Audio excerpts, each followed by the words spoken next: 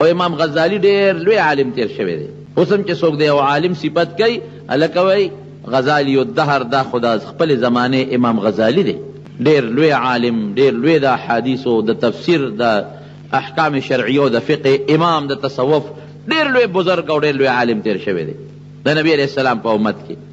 هغه خپل واقع لیکي یو سړی بازار ته لاړ یو مرۍ اغېسته. دکاندار نه تپوس وکړه دا مرۍ ډېر خشته مزېدار او مضبوط تکړه مرۍ پخوا به غلامان خرڅېدل څو خرڅې سړی خرڅوونکي نیک سړی و وی بلکل په دې پیسو خرڅوم. هلکه صاحب پکې شته وی ده کې یو عیب دی نور پکې سم عیب نشته. د کار ښه شین تندر دی ښه تکړه دی او خشتم ښه ښکلی دی تابعدار هم دی چې کمې خبرې لېږم په یو منډه ځي بیماري هم پکې نشته. د مرۍ دغه عیب دی چې بیمار یا تېښته را تېښته کوي تښتي هم نه تښتېدل هم پکې نشته. زما پوره تابعدار دی. یو عیب پکې دی هغه دا چې چغلي خور دی. زما وروڼو د شریعت مسله زده کې چې یو سړی یو شی خرڅوي عیب به یې ښیي چې ده کې دا عیب دی او چې عیب یې ونه ښه ګناه وګټله بیا د عیب نه پس که هغه سړی اخیستونکي اخلي وادي اخلي که نه اخلي نه دی اخلي عیب به دې ښیي. رسول الله مبارک فرمایي چې چا اخیستونکي او خرڅوونکي د خپل شي عیب بیان نه که د ده د اخیستلو کې او په دې خرڅولو کې به الله خیر او برکت نیږدي برکت به پکې نه او که چا عیب بیان که چې هرکه د ما دې شي کې دا عیب دی نو الله به د ده په دې شي کې خیر او برکت واچوي. برکت خو لوی شی دی ګوره. دا د نبی علیہ السلام مبارک حدیث بخاری شریف کې حدیث دی. من کتمه هغه اخیستونکي خرڅوونکي چې کتمان یعنی عیب پټ که محقت برکت بیعهما د بیع او د خرڅولو برکت به ختم شي.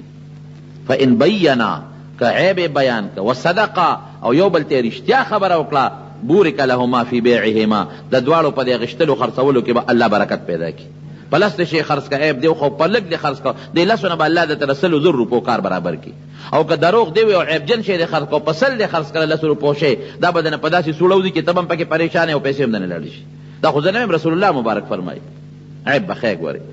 داسې به نه کړي. نن سبا خو زه حیران یم په خدای یقین کوه عیبجن څیزونه د عیب نه ډک څیزونه در باندې په ګرانه خرڅوي. ما بل ورځ یو ځای کې سودا کړل نن یې 4مه 5مه ورځ یو شاګرد مې دی شاګرد د حدیثو شاګرد مې دی د هغه د زوی دوکان و ښې پېژندم سودا مې ترې واغی چې کور ته مې ټول څښا څیزونه را کړل نو څه کوې ورسره خدای پاک په چا اعتماد کې یاد ساتئ دکاندار طبقې تاسو ته خصوصا وایم چې یو ګاک د باندې اعتماد وکړي اعتماد چې مال دا شی راکړه نو بیا به د ګاک چې اعتماد در باندې وکړه نو ښه شی به ورکړي که عیب جن وی دی کې دا عیب او چې ګاک د باندې اعتماد وکړه نو د بازار نرخ نه ګران به قطعا نه ورکړي پته یقین اعتماد وکړه او که بیا موله ګران ورکړي نو ګناه کوي.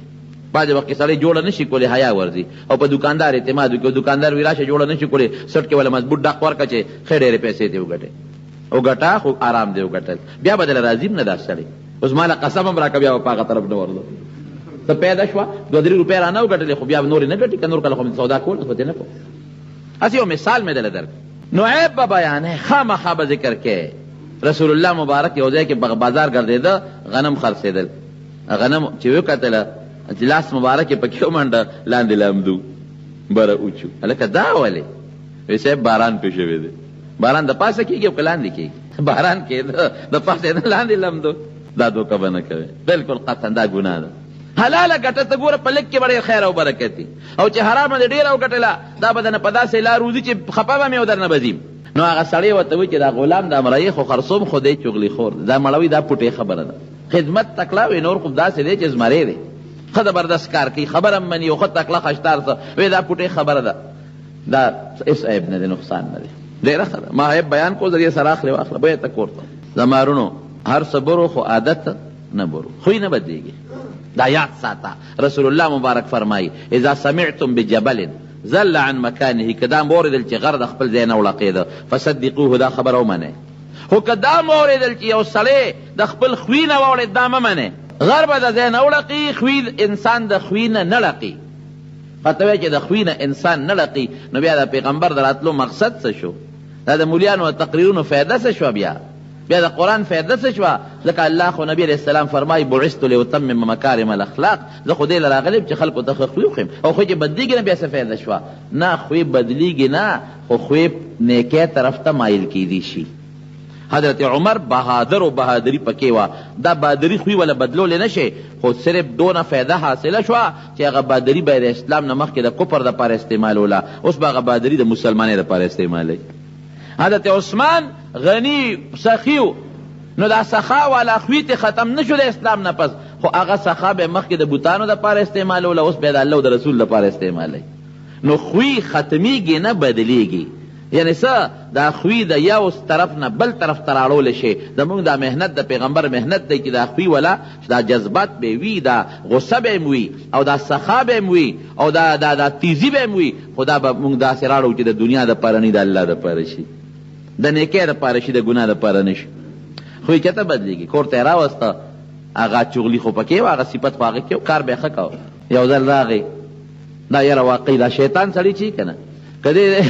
په دغه کې پرېوځي که نه د ځنکدن په وخت کې پرېوځي، نو دی به بیا هم شیطانت کوي. زه یم دی به ځنکدن وخت کې که دله شیطان راغی، دی به هغه وخت کې هم شیطاني کوي. خو مونږ ته خبرې ګو نه هغه ټایم سره.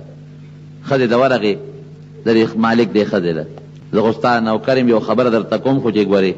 ما رسوا نه کړې. وایه نه ستا د پیدې خبره کوم، که زما نوم اخلې که نه او خبره اوټ کې نو بیا درته نه کومه. نه وایه څنګه خاوند در باندې بله ښځه کوي. ښځې ته خو چې دی خو د پنډه دي په ګولی دي وویشته، ښځه چې دا زغمي چې بله ښځه پې وکړي، دا ساده خبره ده. هر څه زغمي، خو که ته ورته د قصد مې چې ښځې دویمه ښځه کوم، نو تی بیا تندي ته ګوره، خبرې به هم در سره نه کوي. یاره ښځې او دویمه ښځه لرې که خدای مې د کوټې د دشمن نه وساتي. ښځه چې ته دا زغمي، وی خاوند در باندې بله ښځه کوي، ته څه خبرې؟ ما ته پته نه ده کله چې ماسخوتن ناوخته راشي او د غرمې کله نی او کله سهار وختي وځي، خو دا هغه بلې ښځې له ځي که نه قصه پیسې جوړه کړې ده. خو ګورې ښځې دا مې راته وایي چې ما به نه یادې، زه خو ستا خیر خو یم. ګوره د شیطان له چلم ورځي، خبره دله داسې ډولۍ کې مزېداره خشته، دومره یې دله خشته کې دننه شرابي دی، بل پې د پاسه رپی ولګوي. ته وایې دا خو پی دي، دننه بګي منځ کې شراب. ښه دا ته رښتیا وایې، نو زه تا ته دروغ وایم چې ستا خدمت کوم، ستا غلام نوکر نه یم. خو ګورې زما نوم وانلې،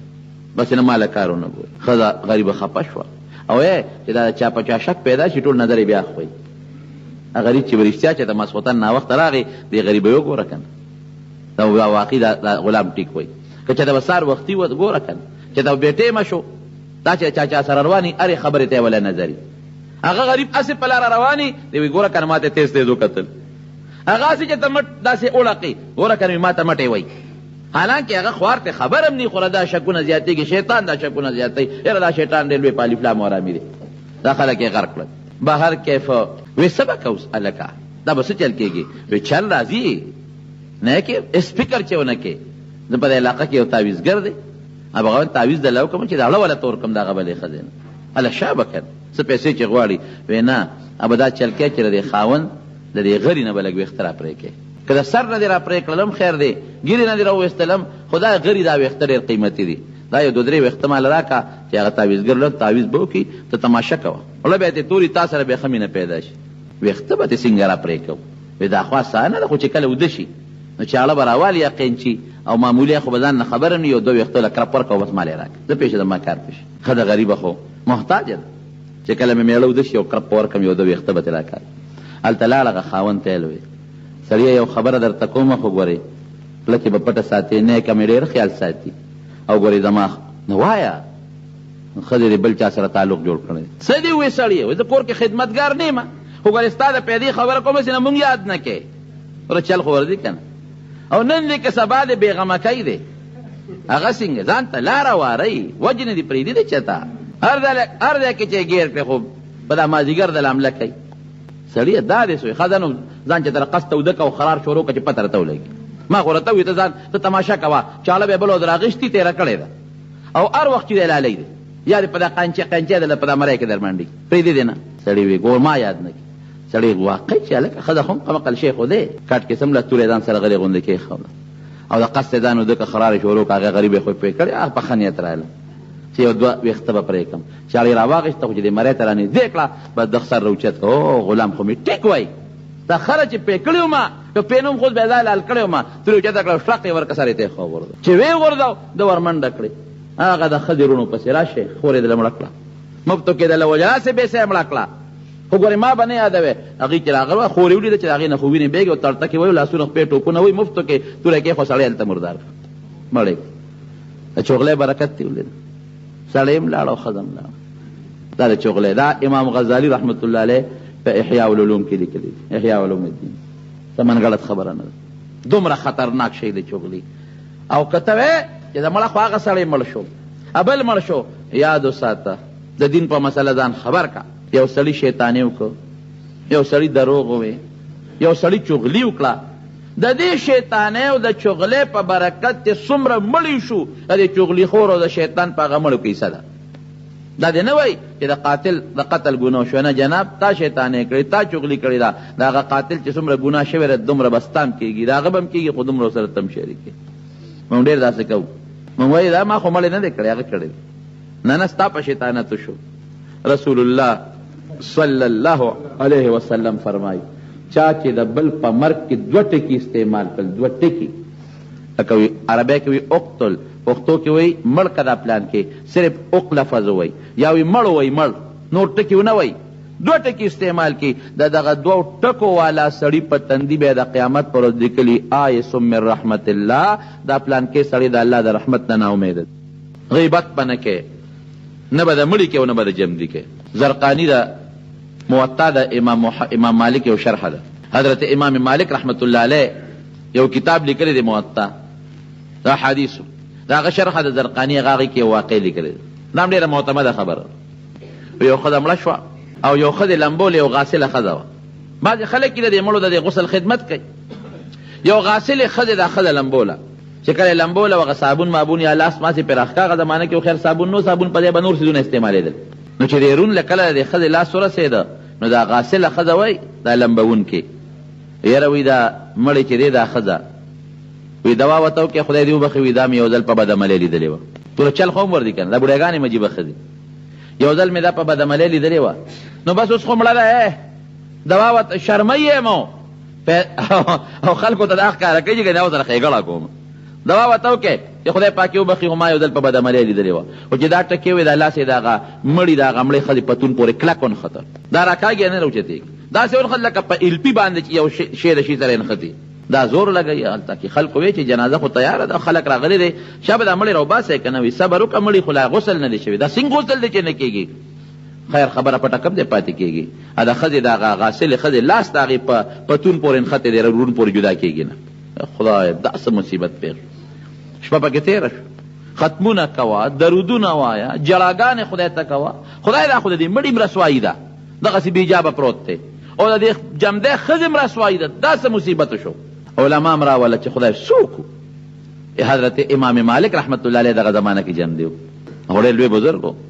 هغه ته چې یو دی دغه وخت کې د مدینې شریفې قاضي م داسې مسله پېښه ده غریب راغی نو د ښځې سره خبرې نه شم کولی او نه ورتلی شم وی پرده به ولګو د پردې نه پورې غاړه صاحب څه چلو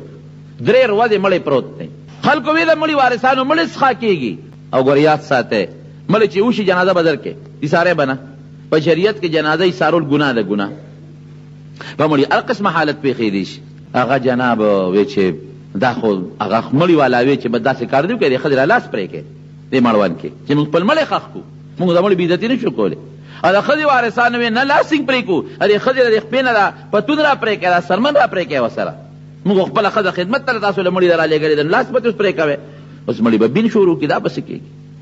حضرت امام مالک رحمت الله علیه چې راغی پردی ورته ولګوله ویل دې غاسلې ښځې نه دی ورته تپوس کړو تاسو ګناه خو نه ده کړې وی نه ما خو هېڅ هم نه دی کړی وی نه چې دا ښځه دې لمبوله څه چل خو دې نه دی کړی وی صاحب یو خټکې مې د خولې نه وتې دی څه دې ویلي دي وی ما دا وویل چې یاره دا ښځې ته دوا وکړې چې خدای یې وبخي او دا مې یو ځل په ګناه لیدې ده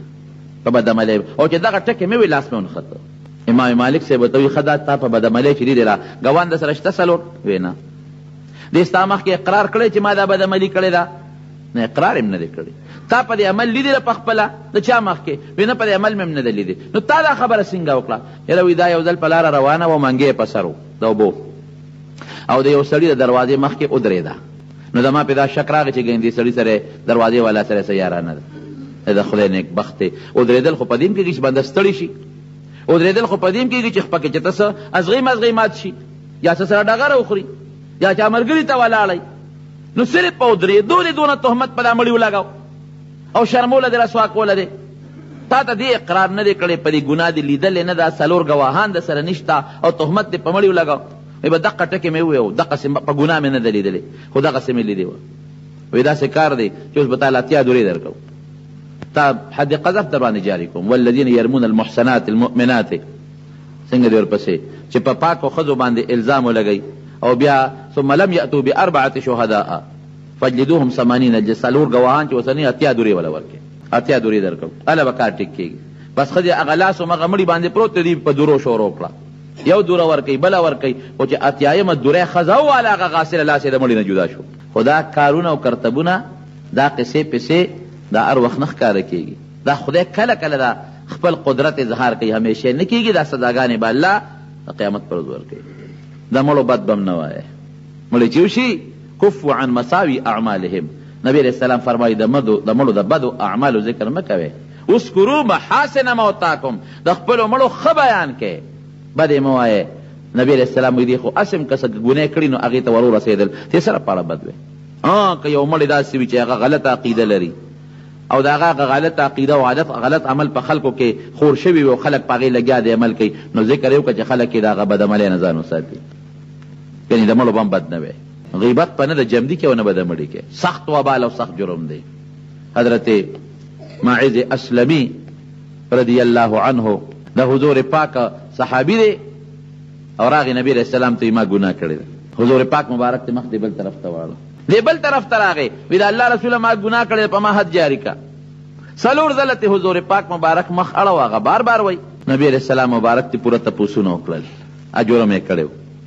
صحابو ته وی دی بوځ او سنګسارې کې چې کله بوت او صحابو سنګساره نو دا د مرګ دا دل ډېر خطرناک دی، د منډه کړی. حضرت عمر فاروق رضی الله عنه سره یو جامه د اوښ پرته وه، په هغې یې وویشته، دی غریب را پرېوت ساتې ووت او رده نه وینو دارې والې د حضرت عمر په جامو پرېوتې. ده ورته خیرې وکړه حضرت عمر فاروق، ای ماعزه خدای دې داسې داسې کا، که تا دا ګناه نه وې کړې نن به زموږ جامې په وینو نه وې لیت شوې. چې راغی حضور پاک مبارک ته صحابه وي څه چله مو سره وکړو؟ وی صاحب سړی مو سنګسار کړ. وی صاحب هغه درد لږ تنګ که نو منډه یې کړې. حضرت عمر فاروق رضی الله عنه د اوښ په هغه جامه وویشته او خیره یې ورته وکړه. رسول الله مبارک فرمایي عمر بد دې وکړل. زما د قسم دې ماعز داسې توبه ایستې و داسې توبه که دا توبه د ټولې مدینې په خلکو، یو روایت کې د ځمکې ذکر دی، د ټول ځمکې په ګناهګار طبقه تقسیم کې د ټولو توبه به الله قبوله کړي. هغه داسې توبه ویسته. ته بیا وایې چې دا ګناه وکړه، نو د مړو د بدو ذکر به نه کوي چې یو مړی بد وکړي، څه پته لګي د مرګ نه مخکې هغه توبه ایستې او که نم د ایستې هغه ورغې که نه خدای الله پېښه وله د هغه بد عمل پېښه زمې د هغه بد عمل د ذکر کولو څه ضرورت دی. د مړو ښه ذکر کوي، ښه ووایې چې دا ښه سړی و، دا نیک سړی و، بد به نه وایې، نه د جمدو نه د مړو. نبی کریم صلی الله علیه وسلم چې کله معراج ته تللی دی، صحابو ته بیان کوي یو قوم مې ولید چې په دا شونډې ولا په قینچو پرې کولې، دا شونډې او چغې به یې والې. تپوس مې وکړه دا څوک دي؟ وی دا هغه خلک دي چې په دنیا کې به یې غیبتونه کول. یو بل قوم مې ولید چې دې وختي کې به یې ولا سیخ ورکه او راښکه به یې د دې غوږه پورې به یې ولا شلو، بیا به دلته سیخ ورکه دا بل غوږه پورې به شلو، دا به جوړېده دا به ولا بیا شلو، دا به جوړېده به ولا بیا شلو، هغه به چغې والي وینې ته به دی. مې دا څوک دی؟ وی دا هغه کس دی په دنیا کې چې دروغ وي دروغ، او دنیا ته به دروغ خورېدل. ویلون نبی علیہ السلام فرمایي لمن هغه انسان لا ډېره لویه تبعی ده چې هغه دروغ وایي دې دپاره چې خلک پې وخاندي. وی دا ویلون له درې ځله فرمایي دا سړی دې برباد شي، دا سړی دې برباد شي. من کان ذا وجهین فی الدنیا کان له یوم القیامة لسان من نار، چې کوم په دنیا کې دوه پړیقه دی، یو ته په یو مخ خبره کوي، بل ته په بل مخ خبره کوي، شیطان دی. رسول الله صلی الله علیه وسلم فرمایي د قیامت پر ورځ به په داخله کې د اور جبه پرته وي، د اور جبه په کې تاویږي راتاویږي. نو پراپیګنډې څه نه کوو، دروغ پراپیګنډ دا ډېر لوی جرم دی، خطرناکه ګناه ده، لوی ګناه کبیره ورته وایي. نو په دې جبه شیطانت هم کېږي، دروغ هم پې وایي، غیبت هم پې ویلې کېږي، شیطانت هم پې کېږي. دا ټول جرمونه د دې وړې جبې دي. ځکه رسول الله صلی الله علیه وسلم فرمایي که ما له چا ذمه داري راکړه چې په دې ژبه به دروغ نه وایم، دې سړي له زه ذمه داري ورکوم د جنت چې دی به جنت ته ځي، دروغ چې په دې ژبه نه وایي. یو نیک انسان دی، په یو مجلس کې ناست وم، نو یو مجلس کې غیبت کېده، وی دې پاڅېدم، وی لږ ساعت پس بیا رالم، چا سره مې کار و، وی چې رالم هغه غیبت همغسې شروع و، وی ما هسې واورېده خو توجه مې نه ورکوله. چې وده شم خوب مې لیده، په خوب کې یو سړی را لګیا دی او څخه د خنزیر غوښه د مرداره چنګي پې لګیا دي، د هغه خنزیر د هغه مردارې غوښې نه نوړی رالي او ما یې راکوي چې دا خو نه خورم، ستا پلار به یې هم خوري، په زور یې زما په دا خوله کې را منډي او ما له الټی راځي چې دا خو څخه بین کوي، د خنزیر هم ده او چنګي پې لګیا دي، دا ولې راکوې یو ستلته مسلمان غوښه خوړه خیر دی او دا نه خوري ایحب احدکم ان یاکل لحم اخیه میتا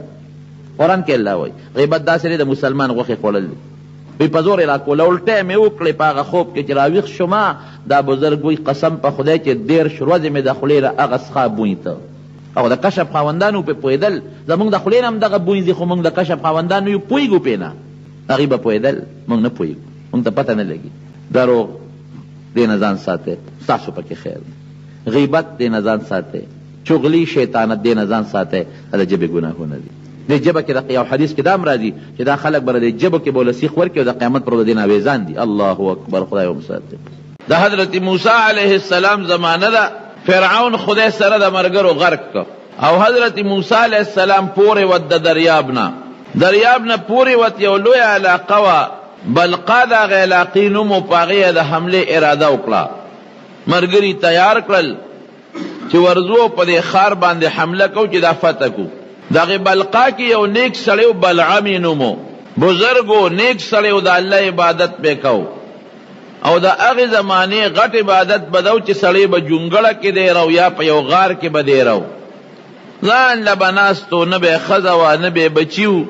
اگه چا به ښځه بچي مو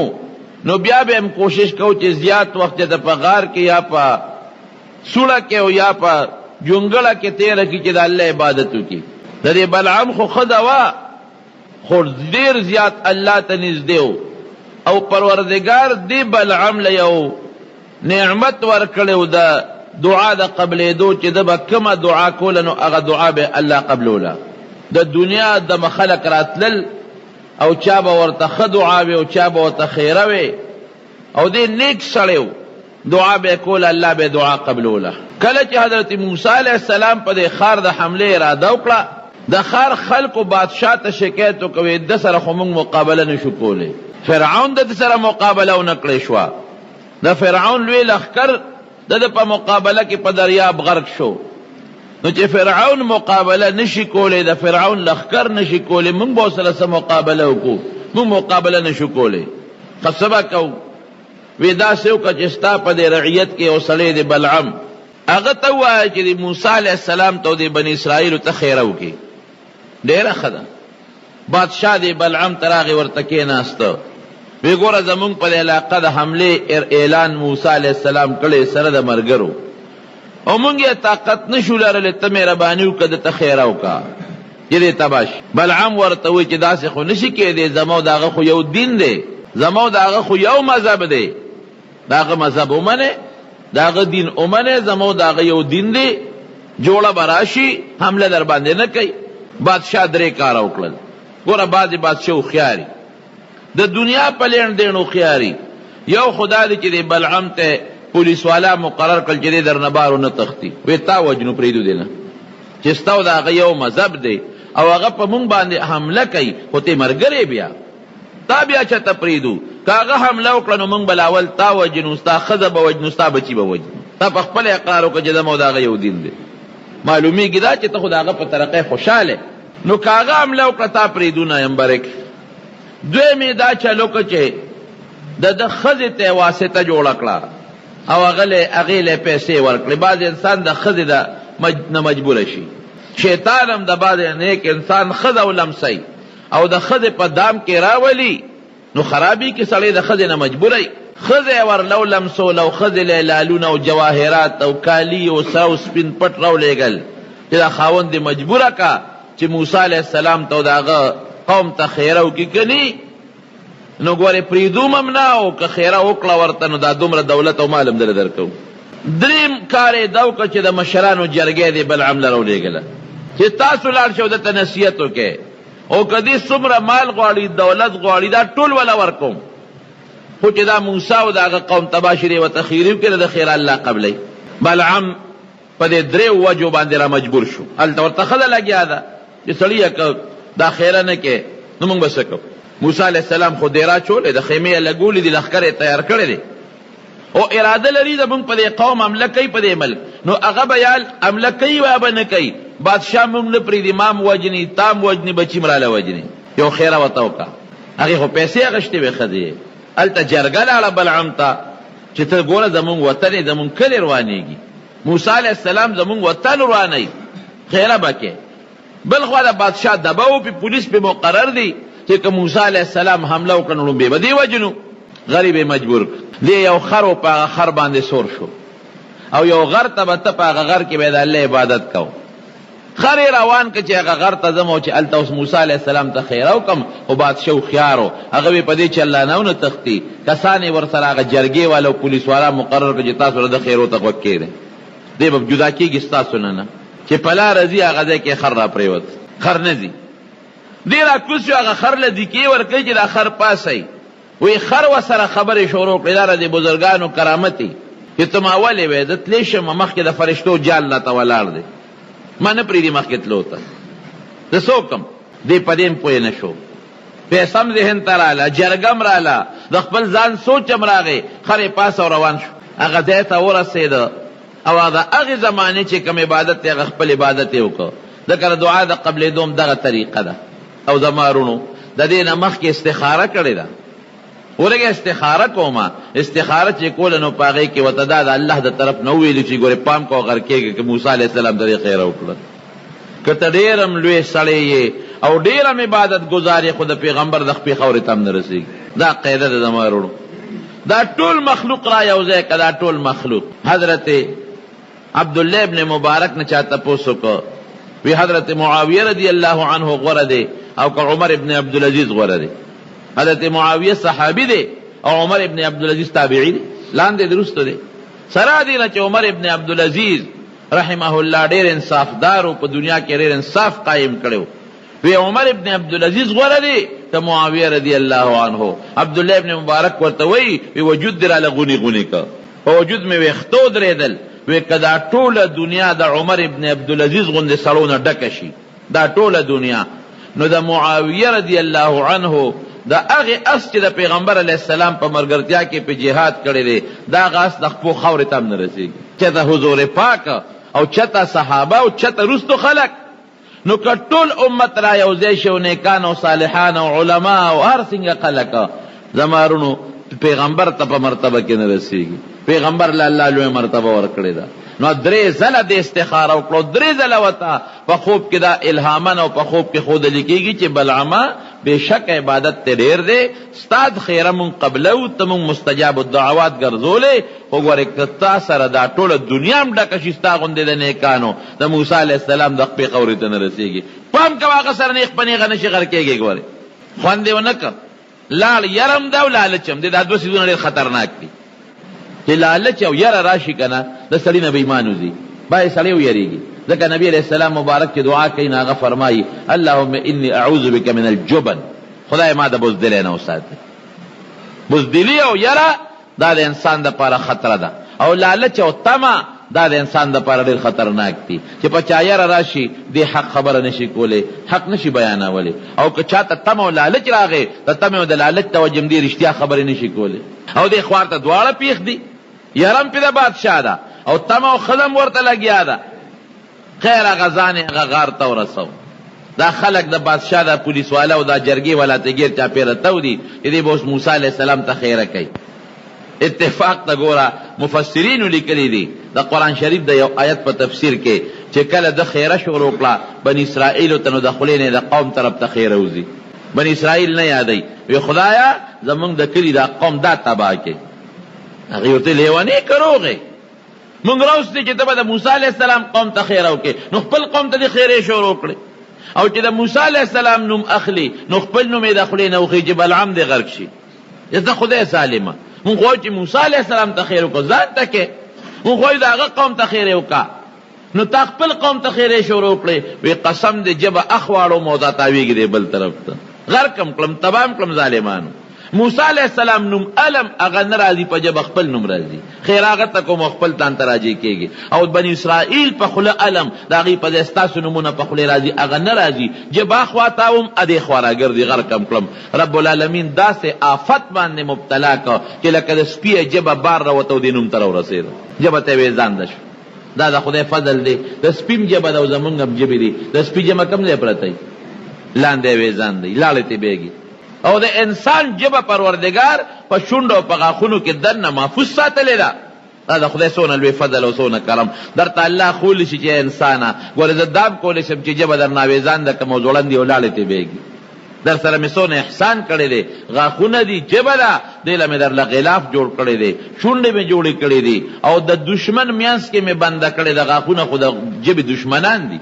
که معمولي غوندې لږ غوندې غاښونه خطا شي او ژبې په دا میانځ کې ګیره شي وینې ته وبهیي او څونه انسان په تکلیف کې شي دغه ژبه د دې خپل دشمن په قلا کې تاویږي راتاویږي حفاظت یې څوک کوي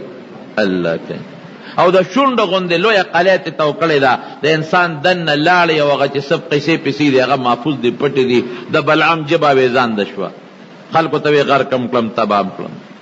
غرق شم بس پېښ شو چې دا خو زه غرق شم د پیغمبر ته خیریزه کوم غرق شم وی راشه بس زه خواستم غرق کې مستت یو چل خیمه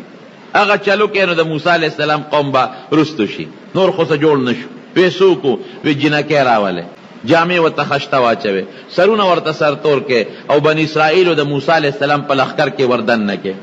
سامان ورکې چې په هغوی سامان خرڅول شروع چاله چاکوان ورکې هلته به خرڅوي چاله بل شی ورکې د خوراک سامان چاله جامې ورکې او خشته کې ښکلې کې چې د موسی علیه السلام په لښکر کې وردن نشي او سامان ورکې په ارزان قیمت ته خرڅوي او که د موسی علیه السلام چې ته فوج او خلکو ورته کتل نو دوی دې ورته مسکا مسکا کوي چې هغوی ورته رامایل شي او که چا ورته لا سچ او انکار دی ورته نه کوي بس په دې به د موسی علیه السلام قوم شکست مونی په بلې نشی والی حقه چلې وکړو بادشاه وی بس داسې جنکۍ خشته خوبصورته تیارې کړې او د خرید و فروغ سامان یې وله ورکړه وی ورچې بني اسرائیلو کې دا خرڅوی او هغوی سره ګډ ګرځی که څوک لاس هم درته چې انکار به نه کوی ډېره ښه ده جنکۍ تیار شي سامان وله بادشاه ورکړه او ورځی وی او که پیسې درکوي سامان د بادشاه دی خو پیسې درکوي پیسې ستاسو دي ارزانه باندې خرڅوی پیغلې جنکۍ تیاره کړې خشته خوبصورته خشته جامې ورته واچولې ویښته میښته سټایل وغیرې وله برابر کړل او په بني اسرائیلو کې وردن نه شوې سامان یې خرڅو دې دپاره چې د هغوی ځان ته رامایل کړي موسی علیه السلام خبر شوې دا ګورې غم جوړ نه کې دا ښځې پرې نه دی خو ښځې خو را دننه شوې وې په سونو جنکۍ دي په لارو کوڅو کې ګرځي څوک یو شی خرڅوي څوک بل خرڅوي او دې زمانه کې هم دا شی شته که نشته دا ګورې هغه طریقه را روانه ده د امریکې او د برطانیې او د کافرو دا یو سازش دی اوس هم دا جنکۍ په دې لارو کوڅو بازارونو کې ګرځي او دا سامانونه خرڅوي څوک شیمپوان خرڅوي څوک صابون خرڅوي څوک در باندې چای خرڅوي څوک در باندې چینی خرڅوي څوک پنسلې خرڅوي څوک پینونه خرڅوي او ځانونه یې جوړ کړي او جامه خشته کړي او جامه ټیټ جامه او سر تور کړي او څوک په کوڅو کې دننه ګرځه څوک بازارونو کې ګرځه دا څه دپاره د کمپنۍ مشهورتیا کوو چې صابون مشهور شي صابون د کمپنۍ مشهورتیا کوو د شیمپو د کمپنۍ مشهورتیا کوو د تیلو د کمپنۍ مشهورتیا کوو دا د کمپنۍ مشهورتیا نه کوي مسلمان کشر کل بې غیرته کوي هغه شی دی که نه وګورئ لغوندې هغه طریقه ده چې کومه طریقه بلعام د موسی علیه السلام د قوم خلاف هغه خپل قوم ته وښوله هغه طریقه روانه ده لارو کوڅو کې جنکۍ ګرځه ولې هلکان دي ورته به ګوري چې ځان دې جوړ کړه تا ته به هلک ولې نه ګوري نبی کریم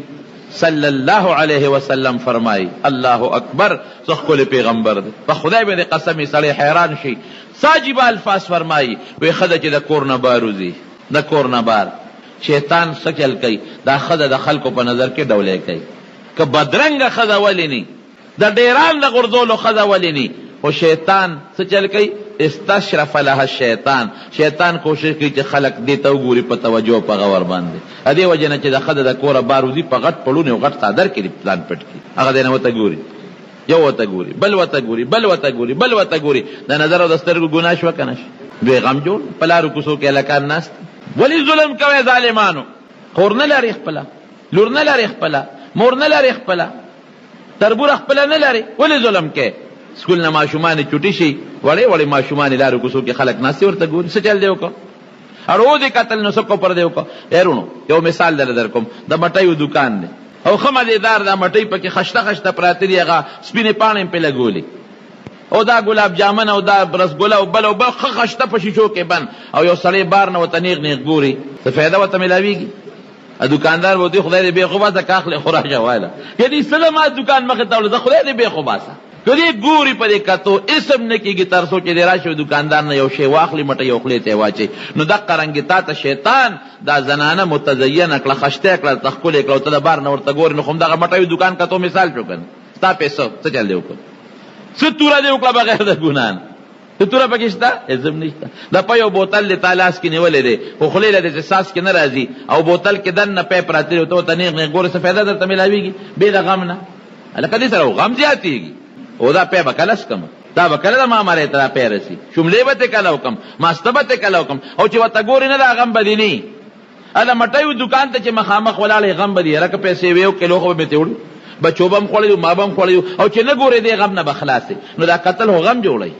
دا خو شیطان سړی نورم بربادی دا هغه شعر دا انجیوز والا جنکې کوڅو کوڅو کې ګرځي او سیبا بڑے والی بڑے نن سبا خزو بڑے والی خپکیږي ما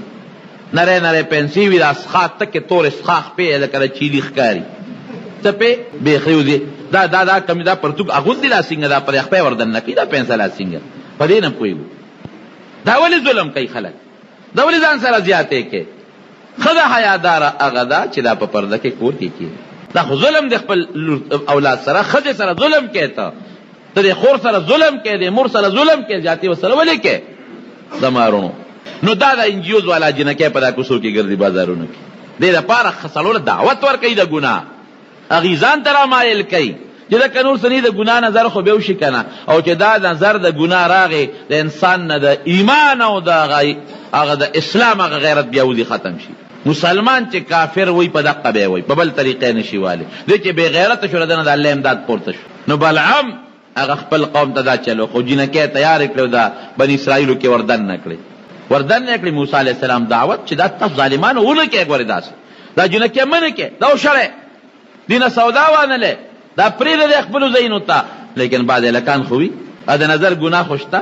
دا سترګو ګناه خوشتا دا غوږ خوشتا بعد لکان هغه جنکو له ټونګي مونږه ورکړي الله څه چلو کو وبا خدای په بنی اسرائیل را واسطه په یو ورځ او یا زره کسان تمړ شو یو ورځ سره او یا زره کسان مړ شو او موسی علی السلام خدای ته په سجده پرې و چې یا الله بند کړه وبا د باز لکانو د وجنه د ما ټول قوم تباہ برباد شو دا د څه د وجنه دا د نظر د ګناه د وجنه لعن الله الناظر والمنظور الیه رسول الله مبارک فرمایي زنوب چې څوک چاته په بد نظر ګوري په دې د خدای لعنتی او که څوک ځان له داسې شکل جوړي داسې جامه جوړي چې خلک دته په بد نظر وګوري که سړی دی او که ښځه ده په دغه د خدای لعنتی رسول الله فرمایي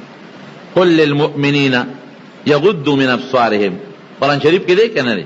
مسلمانانو ته ووایه ای پیغمبره چې خپل نظرونه ښکته کړئ مه ګورئ حرام نظر مه کوئ او ورپسې راځي قل للمؤمنات یغضضن من ابصارهن چې ښځو ته مو وایه چې خپل نظرونه ښکته کړئ لکانو ته مه ګورئ سړي به ښځو ته نه ګوري ښځې به سړو ته نه ګوري دا ګناه ده سخته ګناه ده حضرت ابراهیم علیه السلام چې کوم وخت نمرود اور ته غورځو اور یې بلکه چل نه ورته والا چې دې اور ته به دې غورځو څنګه هغه په میلونو لرې تاو کوي دې چې ور غورځو خو موږ به نږدې کېږو موږ خو دې ته نږدې کېدیم نه شو ابلیس د انسان په شکل کې راغی هغه د جهنم هغه مچوغڼې لیدې وې د جهنم ټالونه ورته وی دا ټال جوړ کې او په دې ټال کې دا ابراهیم علیه السلام کېنوي او ټال له جوټه ورکې نو چې دا ټال خطې د جوټه اخري او دا اور دې مینځ ته شنو پړې به وشلوي نو دې به د اور مینځ ته وغورځي غټ ټال یې جوړ کړ ابراهیم علیه السلام یې پې د پاسه کېنو ټال نو اوچتېږي فرشتو نیولې نو اوچتېږي شیطان ورته وایي داسې وکړې جنکۍ راولې هغې له ډولونه ورکې چې ډول ډنګوي شپېلی ورکې چې ګډېږي ورته ډم ډولکي جوړ کړې هغې مقصې وکړله د مې راوستې جنکۍ سرونه یې سرتور کړل بې حیایي شروع کړه او چې څنګه رالل ټال یې ګوتې یو له ټال اوچت شو دا ولې فرشتو نیولې او چې دا مصیبت راغې سرتور در جنکۍ او بې حیایي راله او د خلکو سړو نظر پې پرېوت په دغه جنکو باندې او د هغې په هغه ډمتوب او سندرو خلکانو غوږونه کېښودل فرشتې د رحمت لاړې د ګناه نظر چې د شروع کو د ګناه اورېدل د شروع کړل د رحمت فرشتې لاړې ختمه شو د هغې په ځای د قهر او د غضب فرشتې بیا راځي نظر ګناه ډېره خطرناکه ده توبه وباسئ په دا لارو کوڅو کې مه کښېنئ نبي کریم صلی الله علیه وسلم زمانه ده صحابه کرام دي وسره حضور پاک مبارک یو ځل وفرمایل په لارو کې مه کښېنئ ایاکم والجلوس فی الطرقات په لارو کې مه کښېنئ صحابه څه وایي د الله رسوله زمونږ خو د لارو د ناستې نه خلاصي نشته مونږ کوم ځای کښېنو خامخا به لار کې کښېنو په ډیپه کښېنو د دروازې مخې ته کښېنو خلک په لاره تېرېږي دا خو مونږ خلاصي نشته خامخا به کښېنو حضور پاک فرمایل خچ اخلاصیم نشته او لارو کې کینې نو لارې لخپل حق ورکې الله رسول لارې حق څه دی یو حق ادارې چې څوک دي سلام اچي تاسو علیکم السلام وایي دویم حق څه دی یو غریب کمزور دی پند دی وسره ګېډې دی نشي وړي امداد وسره وکړي دریم حق څه دی نظر ښکته کې مه ګورئ چا دا د لارې حق شو نظرونه به نه اوچتوي نظر ښکته کې مولانا اشرف علي تانوي رحمت الله علیه لیکلي دمشق جامع مسجد کې یو مؤذن و بانګ به کو بانګ به بره په مناره کې کو او دغه د علاقه کې مسلمانان مو یهودیان مو اوس هم چې مناره کې څوک بانګ وایي اوچت نو ویلی شي چې خلک یې واوري او حی علی الصلاة او حی علی الفلاح دپاره چې په کوډګۍ کې څوک بره بانګ وایي نو مخ د کړکۍ نه یو خوا بل خوا ایستی شي شریعت کې شته داسې دې بابا او یا کاله شپېته کاله بانګونه ووي به ټول عمر به بانګ وي یو ځل یې بانګ وي حی علی الصلاة وي او بیا حی علی الفلاح وي د دې جومات د دې منارې سره خوا کې لاندې یو کور و د یهودیانو سیدل دا خو شکر زمونږ ملک د مسلمانانو دی ورچې انډیا ته وګوره پکې یهود هم اوسېږي سیکان هم اوسېږي هندوان هم اوسېږي مسلمانان هم اوسېږي دغلته نه مسلمانانو جومات ته خوا ده یهودیانو عبادت خانه را خوا ته د عیسایانو ده هغې طرف ته د سیکانو ده نو دمشق کې هغه وخت کې هم دغسې وه د جومات خوا کې د یهودي کور و چې دی وایي حی علی الفلاح ویې کتل د یو یهودي کور کې یو جینۍ و په هغې نظر پرېوت مؤذن بانګي کاکا نظر چې دی پرېوته نو فورا نظر اخوا کا حدیث پاک کې راځي رسول الله مبارک فرمایي وی دا لومبې نظر چې د اختیار نه کم بار جارته معاف لا تتبع النظرة النظر یو نظر پسې بل نظر مه تابع کوه فإن لك الأولى دا لومبې نظر د تماف دی ګورې دویم د تماف نه دی خو دا هم ګورې قصدن قل لومبې نه زمونږ دا خلک خطی په قصد لومبې نظر ګوري داسې نیغ نه وی لومبې نظر خو معاف دی او لومبې چې کم ناف دی هغه چې د اختیار نه بار خیال دی نه په چا ور پرېوته او نظر پس نظر بیا ملګه فورا مخبل طرف ته مخبل طرف ته وي اړولې وي او اعوذ بالله ویلې وي نو هغه نظر پس بل نظر کا لاندې ګوري جنې ته وکتل او ګوري ور باندې اخلاص کو پاغه روشندان سره ویزان کنه نه جنې ته ګوري اجینه په خیال شو چې وی قتل بابا دا پردو کورونو ته ولې ګوري دا نیک بخت تقوا بانګي کاکا وته وي چې یره جنې رې مې خوښه شو مې لیدلې ګوره کنستر کو په د خلی ګناه شروع شو کنه شو او دا غوږ ګناه شروع شو کنه شو د نظر پسې د غوږ ګناه د هغې خبرې اوري او بیا د خولې ګناه هم شروع شوه ډېره مې خوښه شوه او ډېره زیاته مینه مې ده در سره بابا خدای ته وګوره د خپل شکل ته وګوره بوډاتوب ته یې وګوره د شپېتو یو نو لیدلې او ما ته وګوره څوارلسو دیارلسو کالو دا ته څه کې زه خو ستا د نوسین اب کشری یم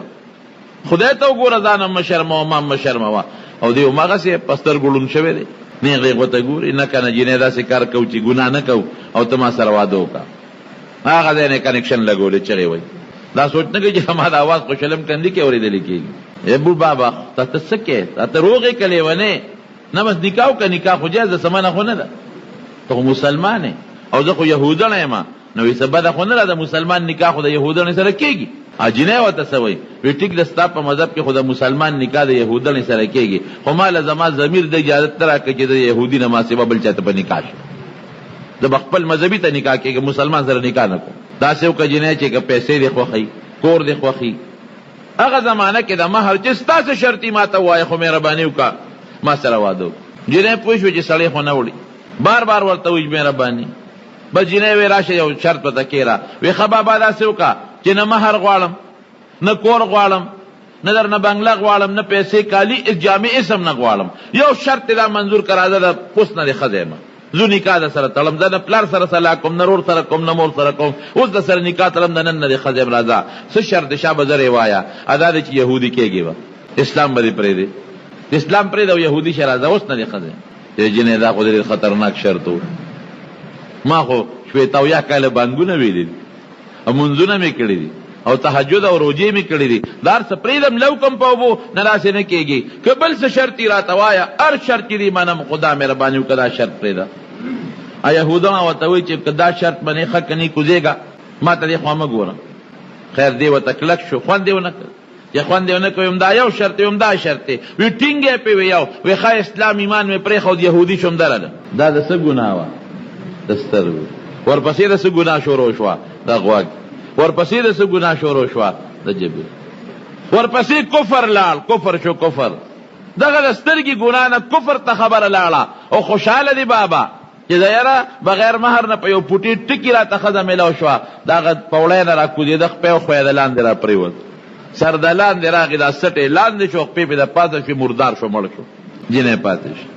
نبی علیہ السلام فرمایي ډېر کرتا د یو انسان او د جنت په منځ کې یو لش مزلي د جنت په دې دوزخ ته وغورځېږي دا سړی شو.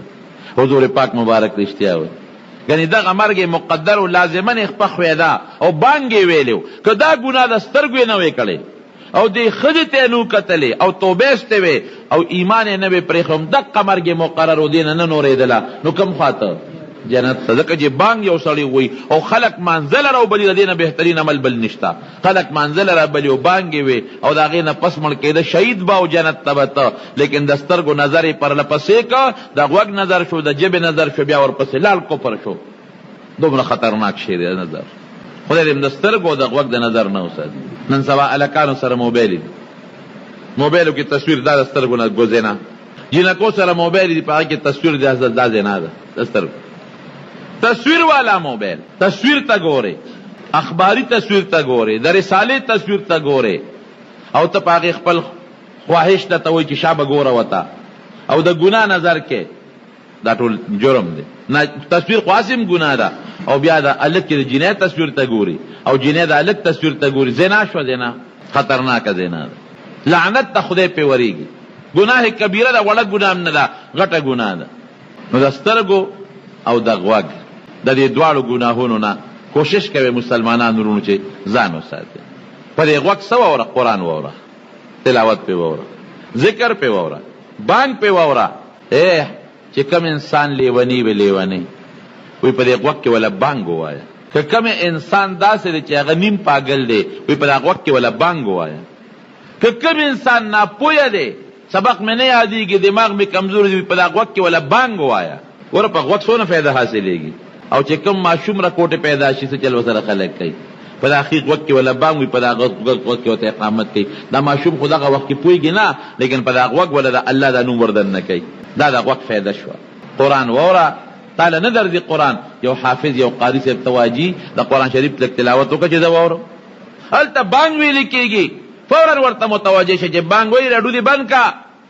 خبرې دې بند کا. یو ناشنا واقع دې پور رایاده شو. د رمضان میاشت یو جنۍ ټي وي ته ناسته ده، ټي وي ګوري. میلمانه را روان دي، مور دې جنۍ له اواز ورکړه بچې دا ټي وي دې بند کا. او میلمانه را روان دي روژه ماتي به مونږ سره ډوډۍ به مونږ سره راشه ما سره لغونې کار وکړه. نه مورې ما ته چغې مه وه یو پروګرام دی هغه ګورم. بچې پروګرامونه دې پرېږده میلمانه راځي کټوۍ پخول غواړي. مور دې ما اواز ورکوي لور ورته وایي چې نه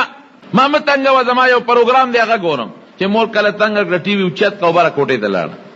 هلته یې دنده ټي وي ولګو. مور بیا وروخته چې ای لورې بانګ وایي د خدای الله اکبر وایي. زه ډوډۍ را سره نه پخې هغه روژه ماتې ما تیار که هغه پخلی ما وکړه میلمانه م رالل خو ته مې راباندې وکړه دا باجه دې بنده که بانګ وایي د خدای نوم اخیستلی کېږي. خدای ته وګوره کوی دي بانګونه اخوا چې د ما پروګرام خرابېږي اخوا چې بیا ما ته چغې مه وه. زه پروګرام ګورم فلم سینما ګورم ما ته چغې وایي دره نه بره راوخته موته راپسې بره رالي. بانګونه دې وایي بانګ څه ته وایي خدای پاکه. راکوز شو بیا واپسې وخته چې بچې هغه روژه خو دې ماته که راشه که نه میلمنو سره کېنه وړی ډوډۍ خو روژه خو دې ماته که.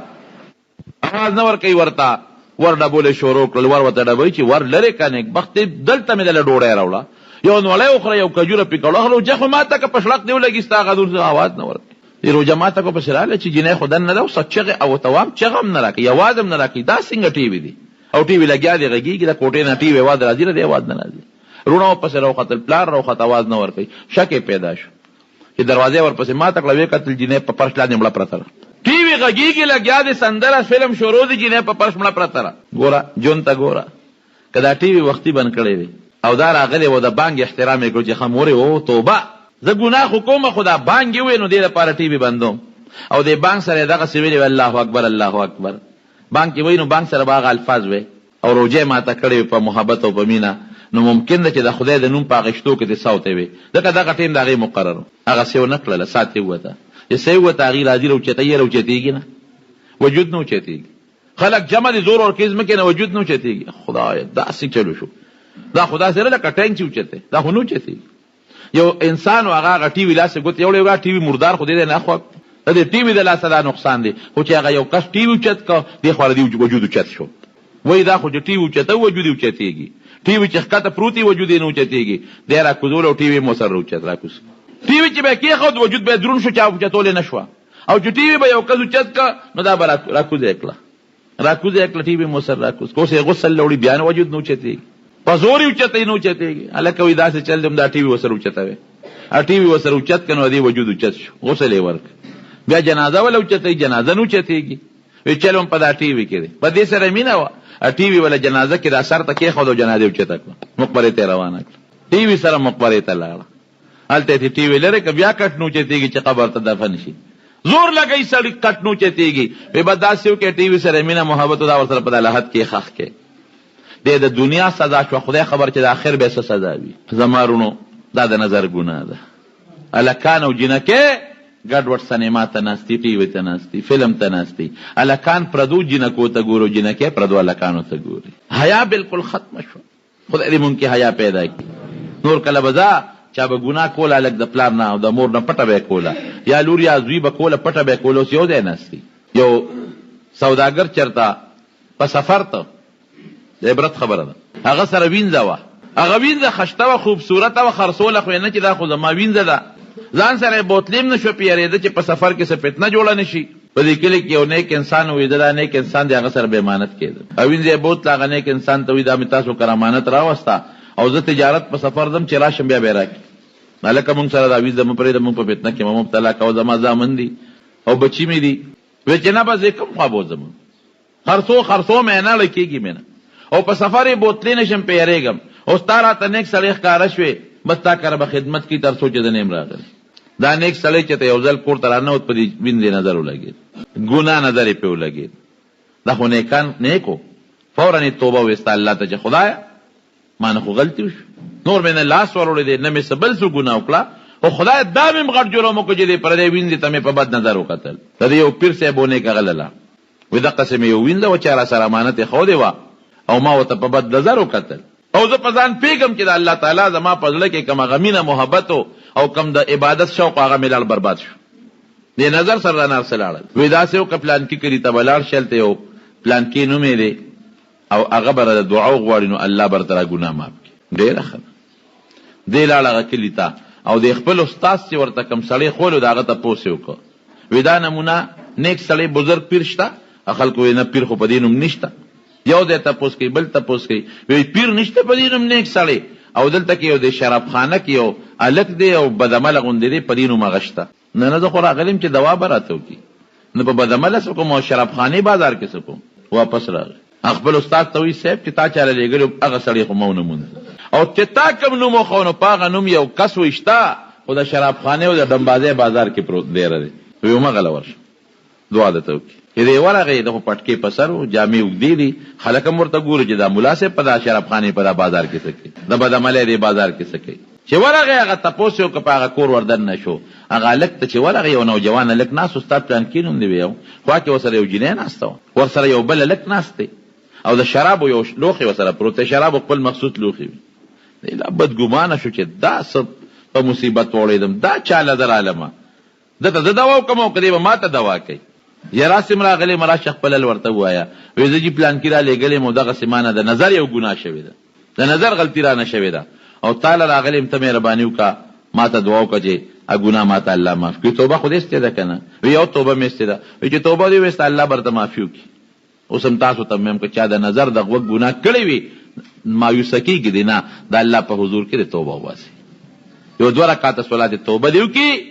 نفل او د هغې نه پس دې توبه وباسي چې یا الله که ما په غوږ یا په سترګو داسې ګناه کړي خدای ترې راته معاف کړي د ژوند او د مرګ هېڅ پته نه لګي وی دا الله به راسره ښه شي یاره وایي د تا له خو هغه خپل استاد را لېږلی ما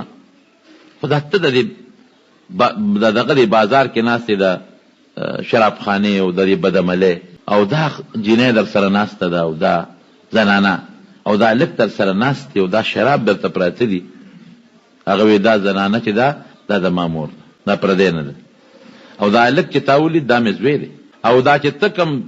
بوتل ما سره نه دی کې شراب نه دي ګیلاسې کې راواړوي دا پی دی سړی خو څه ناڅه پوه شو چې یاره څه بدګماني خو مې ختمه شوه نو ته دلته څه له دیری رښتیا ده ورته خپل الله نه دی ویلی ده ورته لا ال نه دی ویلي چې مانه دا ګناه شوې ده د وی چې راځه ما په دې سړي نه به زه دعا غواړم که زه به ورته کوم. نو دا تپوسونه یې ترې شروع کړو دلته څه له اوسېږې دلته څه له اوسېږې دلته څه کې. نو هغه ورته وایي په جواب کې سړی وایي دلته ځکه اوسېږم د شرابخانې په دې بازار کې چې که چېرته داسې بار دی رومه نو بیا به خلکو وینځې را سره امانت کېښودې نو زما به پیشق پیدا کېده دلته ځکه دی ریم. او سړی خو واقعي نیک سړی دی او د کشف خاوند دی د کرامت خاوند دی. وی حضرت دا ګناه ما نه شوې د واقعي او تا د راغلي ما ته دعا وکړه. دا مې دې پورې وي چې د هغه ځای نه چې کوم دی د نظر تهمتي تهمت د هغې نه هم ځان ساته. د دې وجې نه زموږ علما کرام لیکي او زموږ د طالبان پې پوه دي چې د حرام مقدمه هم حرامه او د نیکۍ د ثواب مقدمه هغه هم ثوابي. نو که یو سړی یو نظر وکړي په دې خیال یو امرد انسان ته امرد چې د کم الګیره نی راغلی